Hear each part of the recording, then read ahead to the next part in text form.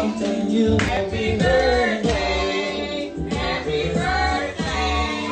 Happy birthday.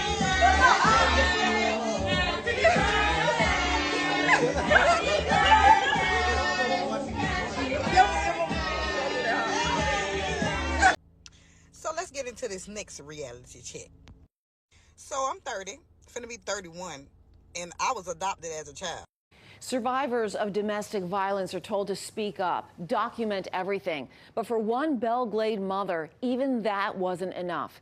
Tonight, we're uncovering how her death fits into a larger deadly pattern and why advocates say the system is still falling short. CBS 12's Katie Benty joins us live in the newsroom with that story. Katie? Liz, Shantay Butts told deputies she was being stalked. She had the video, she filed reports, and just days later, she was shot dead in her home. Shantay Butts was a mother of 4, shot and killed inside her Belle Glade home last week. Deputies say it was her son who called 911. The man accused of murdering her, Little Mac Williams, her ex, and the father of her children. Investigators say he also shot her current boyfriend who survived. Court records reveal a decade of abuse across multiple relationships. In 2024, Williams broke into Butts' home, choked her, and took her phone. He was convicted, ordered to stay away, but he came back. Please leave. She posted this video to Facebook of what appears to be Williams waiting at her job. Please leave my job. I have to go. She told deputies he later stole her gun. Then there's this, a log showing Williams on her doorbell camera more than 20 times in one night. If law enforcement's being called, it's something's, going on. There's something major that's happened. On July 5th, deputies issued a warrant for stalking, but he wasn't arrested. 6 days later, she was dead. The homicide rate is high, especially when someone's trying to leave that abusive situation. That's when they're at the highest risk. Advocates say survivors often do everything right and still don't make it out. Safety planning, escape planning, all that's happening right from the minute that we get that phone call. And it's not just Butts' case. In 2023, a Boynton Beach woman was murdered less than an hour after filing a police report about her ex. Williams is now behind bars, charged with murder, attempted murder, and being a felon in possession of a firearm. But advocates say it's too late for Shantay Butts, and unless something changes, more survivors will die asking for help. On July 11th, 2025, police in Belle Glade, Florida, responded to a 911 call placed by a terrified child. Inside the home, they found 32-year-old Shantay Latisha Butts, a mother of 4, lying unresponsive from multiple gunshot wounds. The scene was chaotic, the walls marked by violence that had unfolded in seconds. But the investigation revealed something far more chilling. Shantay had predicted this outcome days before it happened. Just a week earlier, she recorded a video showing her ex-boyfriend, Little Mac Williams, following her. She uploaded the footage online, saying she was being watched, harassed, and feared what might come next. That video, now circulating widely, would later be seen as evidence, not just of stalking, but of warning. Authorities later confirmed that Shantay had reported Williams several times for harassment and stalking. A warrant for his arrest had been issued shortly before the shooting, but it hadn't been served. The timeline between that warrant and her death is now under review. Williams, now charged with first-degree murder and attempted first-degree murder, had a documented history of violent behavior and repeated domestic disputes. His background shows a pattern that escalated from control to violence, ending with a fatal confrontation. This case raises critical questions. How does someone report danger repeatedly and still end up dead? Why was a stalking report left unresolved until it became a murder investigation? And what warning signs were visible long before the first shot was fired? This is the story of a woman who tried to expose her own threat, and a system that moved too slowly to stop it. The case of Shantay Latisha Butts. You're watching Crimelens Uncovered, where the spotlight of social media casts the darkest shadows. From TikTok phenoms and Instagram couples to Facebook influencers, we peel back the filters to reveal the crimes behind the fame. When the chase for followers turns deadly, we follow the trail to uncover the truth.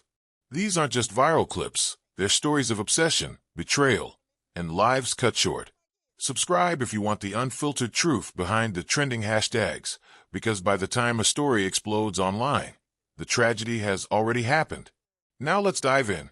Shantay Latisha Butts was a 32-year-old woman who lived in Belle Glade, Florida, a small community in Palm Beach County known for its close-knit neighborhoods and agricultural surroundings. She was a mother of 4 children, all of whom lived with her in a modest residence on the western edge of the county. Those who knew her described her as independent, hard-working, and focused on raising her children while maintaining her stability after separating from her former partner, Little Mac Williams. Records and reports indicate that Shantay balanced her responsibilities as a parent with part-time work to support her household. She was active on social media, frequently using her online presence to communicate with friends and share aspects of her daily life. Some women, me, I'm putting myself in that category, make it okay for niggas not to be shit by that. We'll get with somebody who we know ain't shit, right? Just go through the motions, just being in our relationship because we so happy that somebody love us. But we can just love ourselves if that makes sense. Take care of the household, do what we got to do, because in reality, we just not feeling like we housing a nigga. But in reality, we housing a nigga. And from the outside looking in, it looked like he's helping or contributing because your life is still going on the same way. In reality, you up in that bitch screaming to the top of your lungs because every time you turn around, the bill keep flying past that bitch. You gotta catch it. You gotta be the bill catcher. And the mother just sleep. He may be contributing to your life, but he ain't contributing to your bills. In reality. This included documenting her experiences, opinions, and personal concerns, one of which later became central to the criminal case that would unfold after her death. Before the events leading to her murder, Shantay had been in a relationship with Williams for several years. The relationship reportedly began as a typical partnership, but gradually deteriorated due to recurring disputes and controlling behavior. According to public reports and legal documents, she ended the relationship after repeated arguments and alleged threats that caused her to fear for her safety. Following the breakup, she began to experience unwanted contact, persistent following, and messages that she characterized as harassment. These actions prompted her to file multiple complaints with local law enforcement agencies. Shantay's timeline in the months before her death reflected a gradual escalation in her attempts to seek help. Records show that she made reports to the Palm Beach County Sheriff's Office, citing stalking and intimidation by her ex-boyfriend. She provided evidence, including messages and videos, to support her claims. Each report detailed incidents in which Williams allegedly appeared near her home, followed her vehicle, or communicated threats after she refused to reconcile. Her persistence in documenting these encounters indicated that she understood the risk she was facing and wanted official protection. At home, Shantay maintained a structured life centered around her children's needs. She was known to take them to school, attend local community events, and manage their daily routines. Family members and acquaintances described her as private regarding her personal struggles, preferring to deal with conflicts quietly or through official channels rather than public confrontation. However, the harassment and stalking incidents gradually pushed her into the public eye after she decided to record one of the encounters and share it online in early July 2025. By that time, she had made several statements to police indicating that she feared Williams would harm her. Despite her warnings, the situation remained unresolved. A warrant for Williams' arrest had been issued, but not served before her murder occurred. In the days before her death, Shantay continued her normal routine, caring for her children and maintaining communication with friends and relatives. No one anticipated that her documented fear would culminate in a fatal event inside her own home. Her background provides a clear picture of a woman balancing family life and responsibility while attempting to protect herself through lawful means. This context establishes the foundation of the case. A victim who took every possible step to document her danger, relied on official procedures for safety, and continued living her life as a mother and provider until the warnings she voiced became the evidence of a homicide investigation. Little Mac Williams, a resident of Belle Glade, Florida, Identified as former boyfriend to Shantay Latisha Butts at the time of the incident, Williams was in his early 30s and had a history of involvement in domestic-related police reports. Law enforcement records show that his name appeared in several prior incident logs involving arguments, threats, or physical altercations. Although none of these earlier cases resulted in lengthy prison sentences, they created a pattern of behavior that authorities would later describe as consistent with escalating aggression. Investigators traced Williams's background and discovered that he had a record of misdemeanor charges and previous arrests, including battery and disorderly conduct. In interviews conducted after the shooting, community members described him as someone who could be confrontational and possessive, especially in personal relationships. Police noted that his past interactions with law enforcement often involved conflicts with partners or acquaintances rather than random acts of violence. The relationship between Shantay Latisha Butts and Little Mac Williams began several years before her death. They met through mutual acquaintances in Belle Glade, Florida, and maintained a relationship that appeared stable at first. However, records later showed that underlying issues of jealousy and control were present from early on. Investigators described the relationship as one that gradually shifted from normal companionship into a cycle of possessiveness and surveillance. Over time, the relationship began to deteriorate.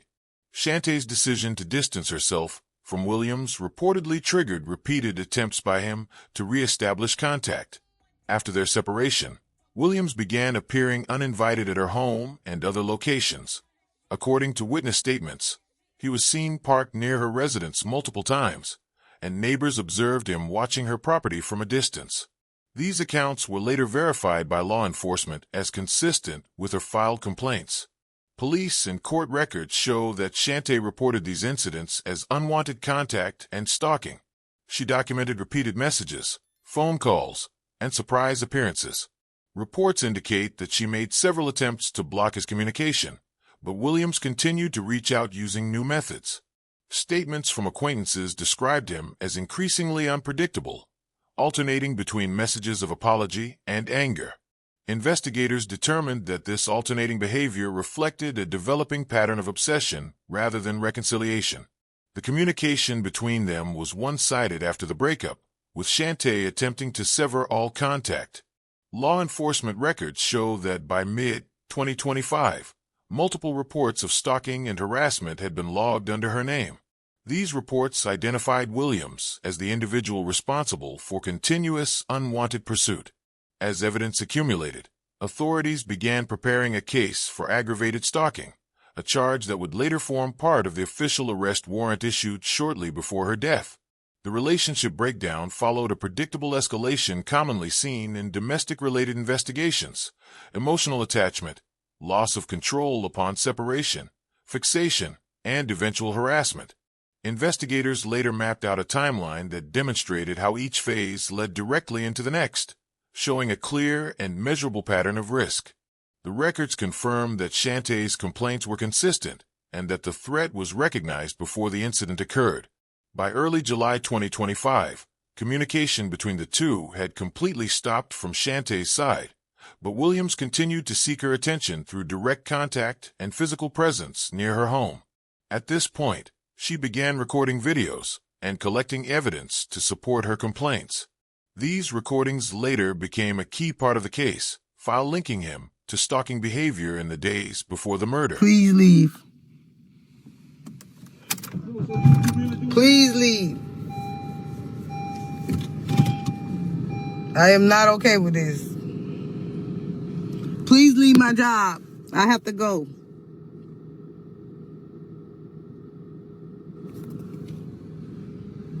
Leave. Wow.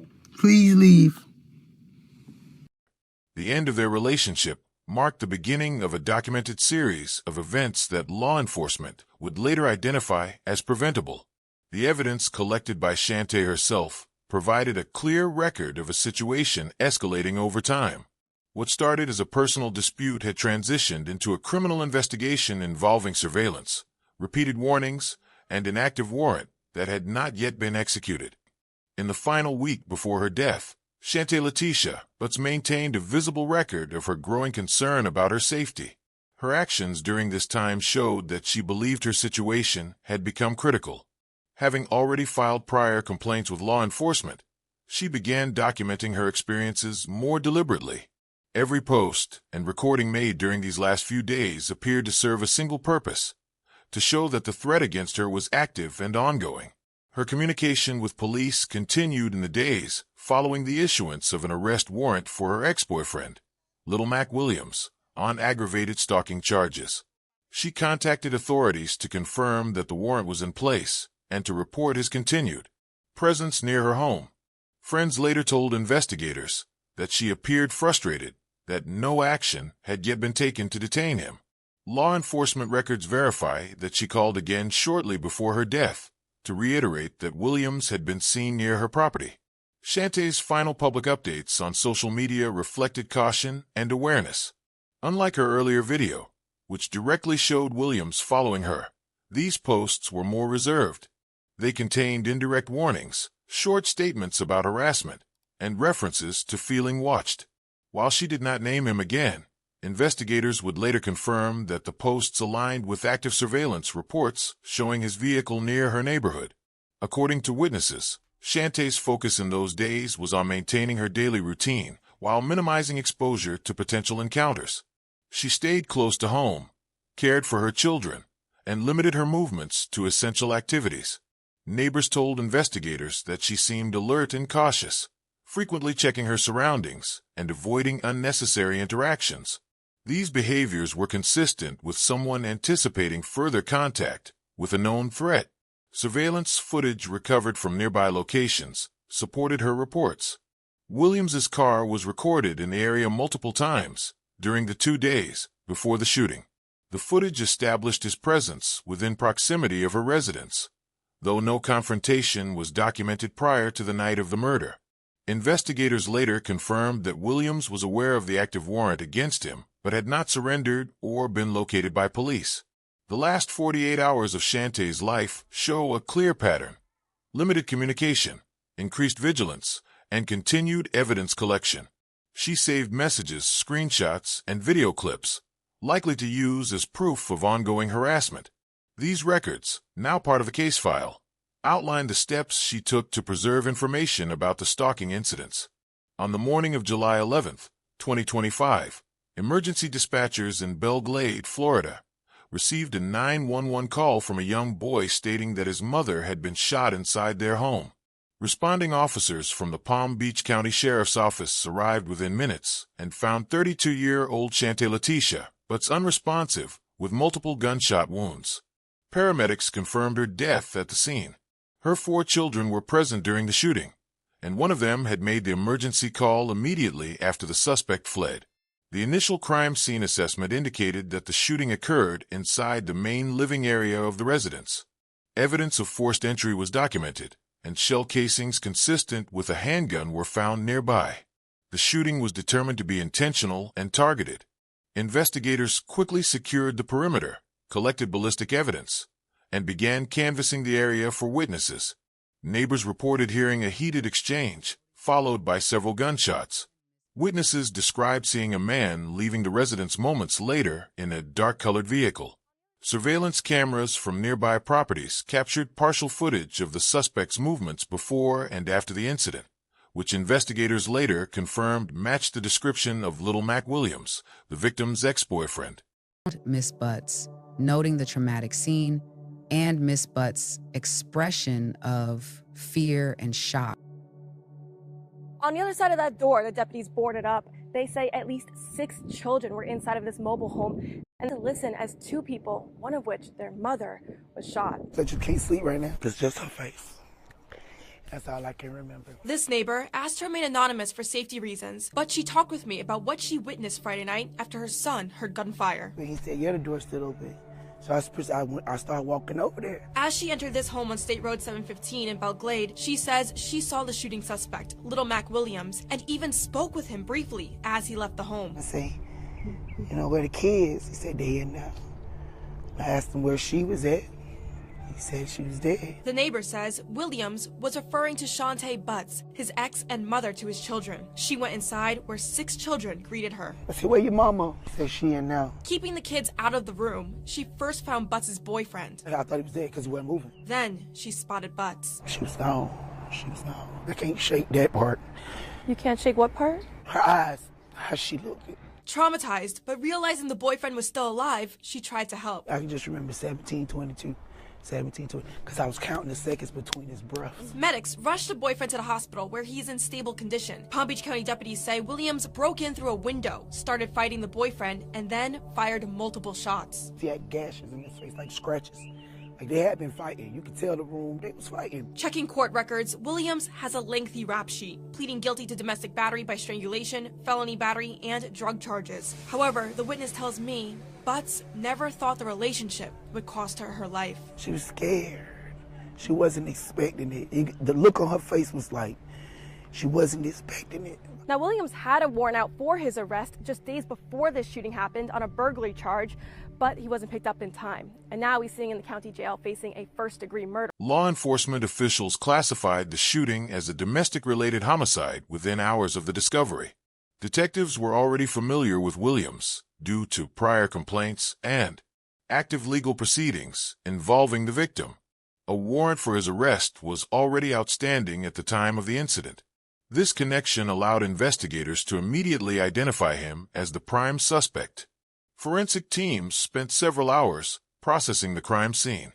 The entry point, bullet trajectory, and position of the victim indicated that the shooting was brief and deliberate, suggesting the suspect entered with a clear objective. Items of evidentiary value, including spent cartridges and potential DNA traces, were secured for analysis. Investigators immediately began tracing the movements of Little Mac Williams, who was identified as the prime suspect in the homicide. Witnesses reported seeing a man matching his description near the residence, shortly before the gunfire began. Detectives from the Palm Beach County Sheriff's Office coordinated a structured search, securing the perimeter around the crime scene and canvassing surrounding neighborhoods for video surveillance and eyewitness accounts.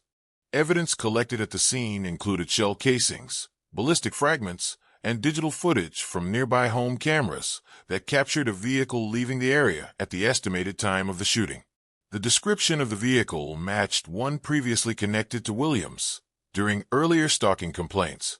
Investigators used this information to establish a direct link between the suspect and the crime scene within hours of the incident. A warrant for Williams' arrest was expanded to include first-degree murder and attempted first-degree murder once it was confirmed that another individual inside the residence had been injured during the attack. Law enforcement agencies issued a region-wide alert, and local task forces were mobilized to track the suspect. Through the use of license plate recognition systems and cell phone location data, authorities narrowed their search radius to several communities within Palm Beach County. Williams was apprehended approximately 2 days later at a residence associated with an acquaintance. He was taken into custody without resistance after law enforcement surrounded the property in a coordinated operation. A firearm recovered at the scene was immediately processed and later confirmed by forensic testing to match ballistic evidence collected from Shantay's home. The connection between the weapon and the spent shell casings provided investigators with physical proof of his involvement. At the time of his arrest, Williams was transported to the Palm Beach County Jail and formally charged with first-degree murder, attempted first-degree murder, and possession of a firearm by a convicted felon. He was denied bond at his first court appearance due to the severity of the charges and prior criminal activity documented in his record. Investigators stated that the arrest represented the culmination of a case that had rapidly escalated from a stalking investigation into a homicide. Detectives continued gathering additional evidence after the arrest, including communications between Williams and Shantay that supported a pattern of harassment and control. Cell phone records, message logs, and witness statements were compiled to construct a complete timeline of the suspect's actions before and after the incident. The objective was to establish intent and verify that the shooting was premeditated rather than impulsive. Prosecutors later confirmed their decision to seek the death penalty, citing aggravating circumstances that included premeditation, prior threats, and the presence of children at the scene during the crime. Williams was transferred to a secured detention facility pending trial, and the investigation officially entered the prosecutorial phase. This arrest closed the immediate search phase of the case and began the process of preparing evidence for trial, where investigators aimed to demonstrate that each step taken by the suspect was deliberate and consistent with a clear intent to kill. The case has drawn attention from domestic violence advocacy groups and legal analysts observing how prior reports of stalking are being treated within homicide trials. The state's case is being built on documentation that spans months before the murder, portraying a timeline of escalating behavior that culminated in the fatal shooting. The upcoming trial is expected to determine whether Williams's actions meet the criteria for premeditated murder under Florida's capital offense statutes. Prosecutors remain firm on pursuing the maximum penalty available under state law, marking this case as one of the most closely monitored domestic homicide prosecutions in Palm Beach County for 2025. Following the killing of Shantay Latisha Butts, public attention quickly shifted from the details of the crime itself to the wider implications of how the case had been handled by authorities. Law enforcement confirmed that the homicide investigation was now linked to multiple prior stalking reports, which prompted scrutiny from advocacy organizations, state officials, and the general public. The case began to serve as a central reference point in discussions surrounding delayed police response to stalking complaints and the enforcement of protective measures. In Belle Glade, residents organized community gatherings to acknowledge the incident and to discuss what could be done to strengthen safety systems for individuals who report domestic threats. Local advocacy programs released statements calling for improved communication between victims, law enforcement, and the courts. The consistent message was that the gap between identifying a credible threat and acting upon it needed to be reduced to prevent future incidents of this kind. Media coverage across Florida expanded rapidly in the days following the incident. Television and online reports analyzed the sequence of events that preceded the murder and the systemic factors that allowed the situation to escalate. Experts in criminal justice and victim protection discussed whether existing procedures for executing arrest warrants in stalking cases were adequate, or whether they needed urgent revision. The case was featured in state-level press briefings, where officials addressed questions regarding resource limitations, priority assessment, and the handling of high-risk domestic cases. Shantay's previously recorded social media video continued to circulate, but in this phase of public reaction, it became more than a piece of evidence. It was now being examined in the context of prevention, as an example of a documented threat that might have warranted faster intervention. Legal analysts and policy researchers began using the case to illustrate how the current system responds to digital documentation of stalking, and whether such evidence should trigger immediate enforcement actions. National advocacy networks soon adopted the case in their awareness campaigns, emphasizing the importance of early risk evaluation in domestic incidents. They cited data linking stalking complaints to a higher likelihood of violent outcomes if not acted upon swiftly. Lawmakers in Florida acknowledged receiving public correspondence demanding changes to how stalking and harassment cases are classified and prioritized. Several public forums were held to address concerns about follow-up practices and victim support infrastructure. Within Belle Glade, the aftermath was marked by community vigils and organized information sessions led by local support agencies. These gatherings focused on educating residents about how to recognize early warning signs of escalating domestic situations and how to report them effectively. The sheriff's office issued a statement reaffirming its commitment to review procedural response times in light of the case. By the end of the first month after the incident, the name Shantay Butts had become associated not only with a criminal investigation, but also with renewed public discourse on the adequacy of protection for stalking victims. The focus had shifted from the individual crime to a broader examination of system accountability, legal process speed, and policy reform intended to prevent repetition of similar events in the future. And that concludes today's case. But remember, this is just one of countless hidden stories waiting to be brought to light. Here at Crimelens Uncovered, we're committed to digging beneath the surface, giving a voice to those who can no longer speak, and making sure their stories are never lost to time. If today's investigation gave you new perspective, just wait. There are more cases coming that will shock, disturb, and challenge the way you see the world. So don't forget to subscribe, tap the like button, and turn on notifications, so you're always first to know when a new story drops. We release fresh investigations regularly, and trust me, you won't want to miss what's next. Before you go, share your thoughts in the comments. Which part of this case resonated with you most? Your voice helps keep these stories alive. Until next time, stay alert, stay safe, and remember, the search for justice always begins with the truth. Crimelens Uncovered, where every case finds its voice.